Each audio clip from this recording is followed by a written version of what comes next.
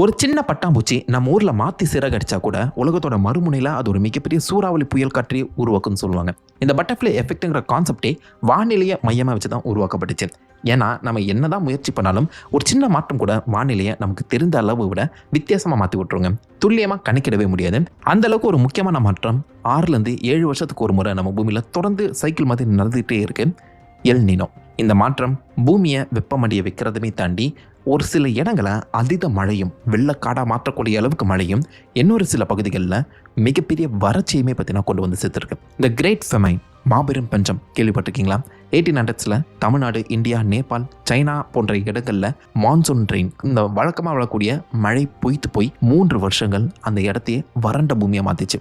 சாப்பாடு எதுவுமே கிடைக்காம இந்த உலகத்தில் 3% மக்கள் வந்து பார்த்தீங்கன்னா இறந்து போனாங்களாம். அதுக்கு முக்கிய காரணமாக சொல்லப்படுறது எல் நினோ தான். அதே மாதிரி 2015 சென்னையில் ஒரு பெரிய வெள்ளம் வந்ததை நீங்கள் பார்த்துருப்பீங்க. அதுக்கும் காரணம் எல் நினோ. வழக்கமாக இருக்க எல் நினோவை காட்டிலும் இந்த முறை 2026-27 நடக்க போகிறது சூப்பர் எல் நினோன்னு சொல்கிறாங்க. ஆக்சுவலாக வானிலை வெதரிங் சிஸ்டமில் சூப்பர் எல் நினோங்கிற ஒரு டேர்மே கிடையாது. இதை வெரி ஸ்ட்ராங் எல் நினோ தான் சொல்லணும். இந்த சூப்பர் எல் நினோ இந்தியாவை வறண்ட பூமியை மாற்றுமா இல்லை வெள்ளக்காடாக மாற்ற போதா? இது எதிர்த்து போராடுறதுக்கு நம்மக்கிட்ட யாராவது இருக்காங்களா என்ன? This is ancient the super El Nino.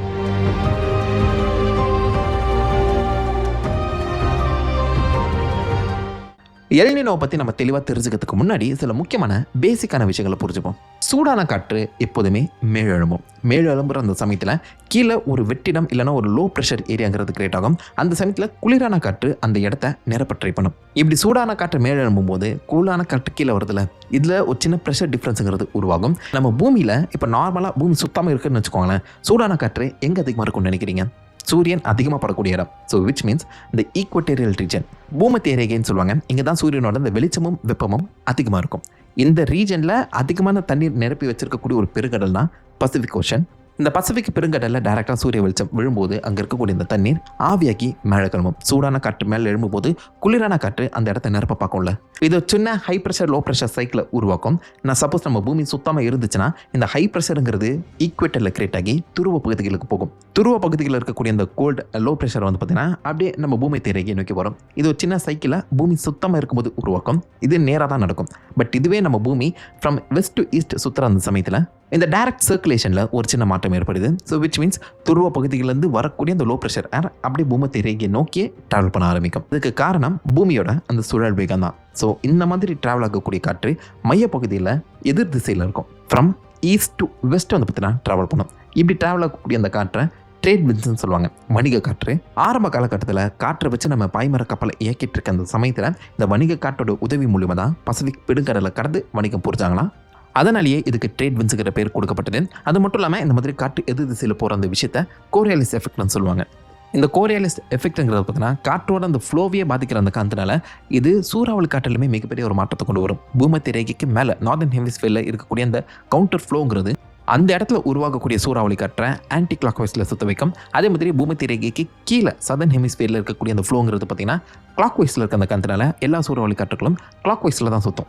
Pacific ஓஷனில் உருவாக்கக்கூடிய இந்த வணிக காற்றுனா என்னென்னு இப்போ உங்களுக்கு தெரிஞ்சிருக்கும். இந்த வணிக காற்று உருவாகிறதுக்கு முக்கிய காரணமே சூரியன் டைரெக்டாக அந்த ஈக்வேட்டர் ரீஜனில் தன்னுடைய முழு ஆதிக்கத்தையுமே செலுத்துறது தான். ஆல்மோஸ்ட் லைக் 90 டிகிரி இன்சிடென்ஸ் அங்கே இருக்க அந்த காரணத்தினால சூரியனோட வெப்பமும் வெளிச்சமும் அங்கே தெளிவாக போடும். ஸோ விச் மீன்ஸ் அந்த இடத்துல இருக்கக்கூடிய காற்று மட்டும் சூடாகாது, தண்ணீரும் சேர்ந்து தான் சூடாகும். இப்படி சூடாக உருவாக்கப்பட்ட மேல் லேயரில் இருக்கக்கூடிய அந்த தண்ணீரை இந்த வணிக காற்று கொஞ்சம் கொஞ்சமாக நகர்த்தி ஃப்ரம் ஈஸ்ட் டு வெஸ்ட் வந்து பார்த்தீங்கன்னா புஷ் பண்ணும்.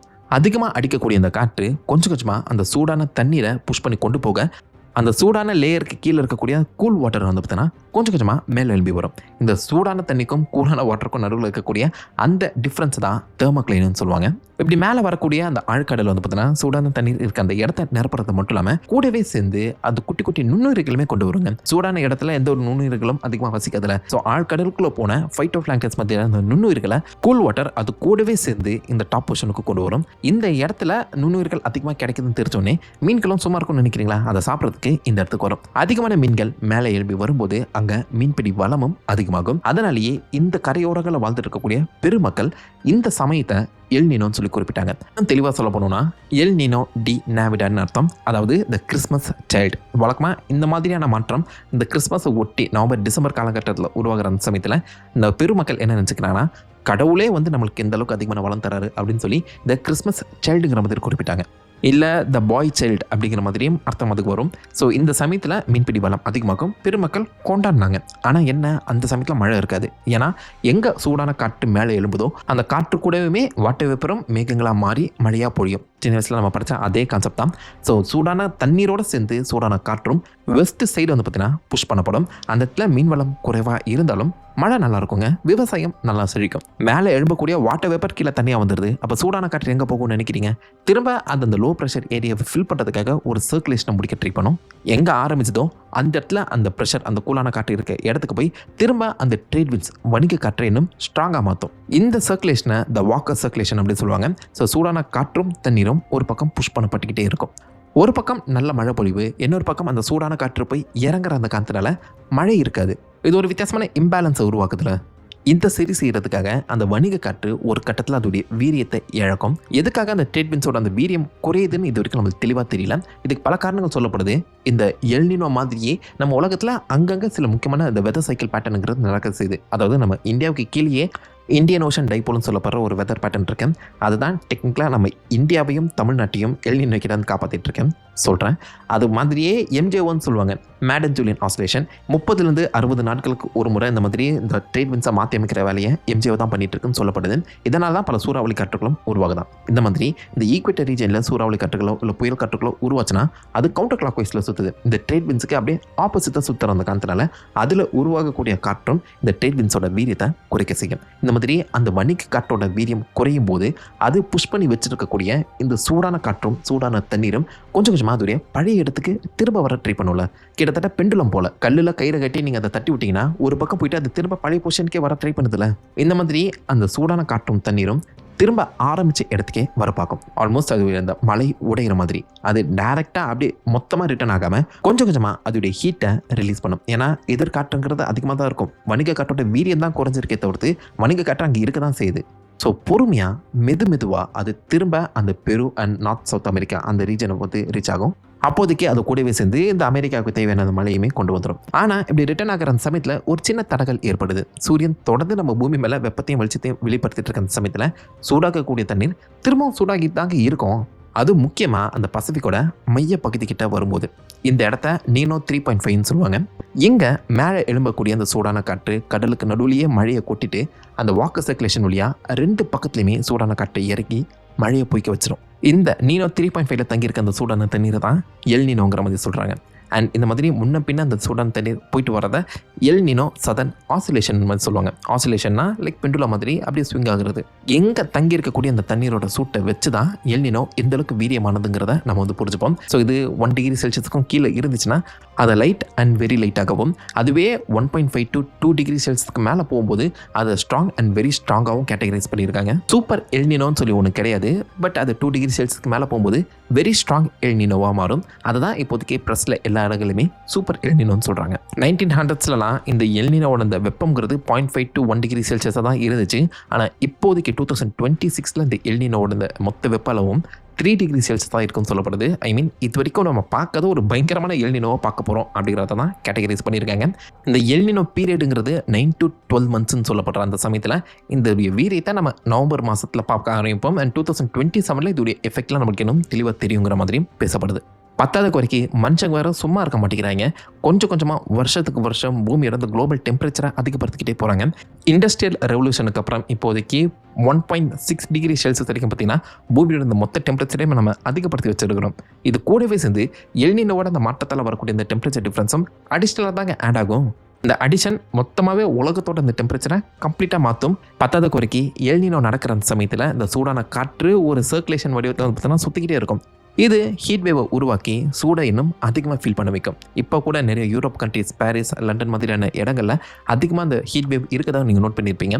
காரணம் எல்னினோட அந்த சித்து விளையாட்டுகள் தான். அதாவது இந்த சூப்பர் எல்னினோங்கிறது இயற்கையாக நடக்கிற ஒரு விஷயம். இதை மனிதர்களால் தடுக்கவே முடியாது.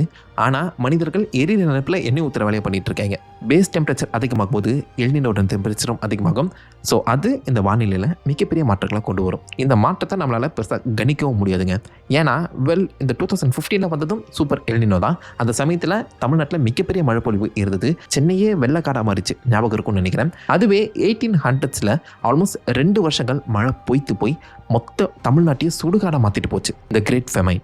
அந்த தமிழ்நாட்டை மட்டும் இல்லாமல் நேபாள் அண்ட் சைனா மாதிரியான இடங்களையுமே அது மிக பெருசாக பாதிச்சுது. ஸோ இப்போ வரப்போகிற 2026 எல்னினோ நம்ம இந்தியாவை எப்படி பாதிக்க போகுது? இந்த எல்னினோட அந்த எஃபெக்டை எதிர்த்து சண்டை போடுறதுக்காகவே நம்ம இந்தியாவுக்கு கீழே இருக்கக்கூடிய இந்தியன் ஓஷன் கிட்டேயுமே ஒரு தனி வாட்டர் சர்க்குலேஷன் இருக்கு. இதை இந்தியன் ஓஷன் டைபோல்னு சொல்லுவாங்க, IOD. இது என்ன செய்யும்னா அந்த மிக பெருசாக பசிபிக் ஓஷனில் நடக்கக்கூடிய அந்த எல்னினோ சைக்கிளை கீழே இந்தியன் ஓஷனில் குட்டியாக உருவாக்கும். அந்த வணிக காற்று தள்ளிட்டு வரக்கூடிய சூடான காற்றையும் தண்ணீரையும் இந்தியன் ஓஷன் இதுக்குள்ளேயே ஒரு சர்க்குலேஷனாக கிரியேட் பண்ணும். இதை 3ஆக பிரிச்சிருப்பாங்க, நெகட்டிவ், பாசிட்டிவ் அண்ட் நியூட்ரல் அயோடின்னு. இந்தோனேஷியா சைடில் சூடான காற்றோ தண்ணீரோ தங்குற அந்த விஷயத்த நெகட்டிவ் அயோடின்னு சொல்லுவாங்க.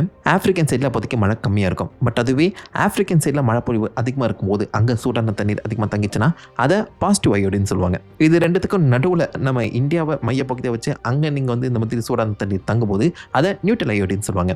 இப்போதைக்கு இந்த எல்னினோ நடக்கிற அந்த சமயத்தில் நம்ம இந்தியாவை சுற்றி பார்த்தீங்கன்னா நியூட்ரல் டு பாசிட்டிவ் அயோடி தான் இருக்குங்கிற மாதிரி சொல்லப்படுற அந்த காரணத்தினால மழை பொழிவில் எந்த ஒரு பெரிய மாற்றங்களும் ஏற்படாதுன்னு சொல்கிறாங்க. இன்னைக்கு வர வேண்டிய மழையை எல்னினோ கொண்டு போயிடுச்சு. ஆனால் தேவைப்படக்கூடிய மழையை ஐஓடி கொடுக்குமா. இந்த சர்க்குலேஷன் தமிழ்நாட்டுக்கு பெரிய எந்த ஒரு பாதிப்பையும் கொண்டு வராது. மழை பொழிவு நார்மலாக தான் இருக்கும்னு சொல்லி கணிக்கப்பட்டிருக்கு. பட் வானிலையை நம்மளால துல்லியமாக கணிக்க முடியாத அந்த சமயத்தில் இல்லை சில மாற்றங்கள் ஏற்படலாம். பட் மோஸ்ட்லி மழை பொழிவு இருக்கும், வறட்சியை நீங்கள் எதிர்பார்க்காதீங்கன்னு சொல்லியிருக்காங்க. பட் வானிலையை நம்மளால துல்லியமாக கேல்குலேட் பண்ண முடியாத அந்த சமயத்தில் எதுக்கும் தயாராக இருங்க, அவ்வளோதான் நான் சொல்ல முடியும். இந்த சமயத்தில் நம்ம என்னதான் இந்த மாதிரி மழை பொழிவு இருந்தாலும் இல்லைனாலும் உலக வெப்பமயமாகுதுங்கிறது எல்னினோவால் இன்னும் அதிகரிக்கப்பட தான் போகுது. ஏன்னா எல்னினோ அது தேக்கி வச்சிருக்கக்கூடிய எனர்ஜியை கொஞ்சம் கொஞ்சமாக வளிமண்டலத்துக்கு சர்வ் பண்ணிக்கிட்டே இருக்குங்க.